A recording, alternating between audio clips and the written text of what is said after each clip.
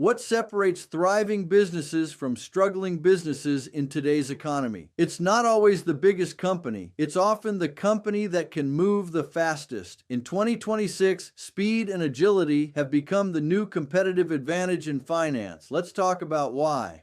Hello everyone, welcome back to Cube Capital TV. Today we're discussing one of the biggest trends impacting businesses and finance professionals: the rise of speed and agility in finance operations. Years ago, finance departments were mainly responsible for recording transactions and creating reports. Today, they're expected to provide real-time insights that help leaders make immediate decisions. Think about it. Markets change overnight. Interest rates fluctuate. Consumer behavior shifts. Businesses that wait weeks for financial reports may already be behind. That's why companies are investing heavily in automation, artificial intelligence, and real-time financial dashboards. These tools allow leaders to see what's happening now, not what happened last month. Speed in finance means faster cash flow analysis, faster budgeting decisions, faster forecasting, faster responses to market opportunities. But speed alone isn't enough. Agility is what turns information into action. Agile finance teams can pivot quickly, adjust budgets, reallocate resources, and seize opportunities before competitors do. The organizations that win in the future won't necessarily be the largest. They'll be the most adaptable. Ask yourself, is your business making decisions based on real-time information or outdated reports? Because in today's economy, speed creates opportunities, agility creates growth, and together they create a powerful competitive advantage. If you found this valuable, like, subscribe, and share this video with a business owner who needs to hear it. See you in the next video.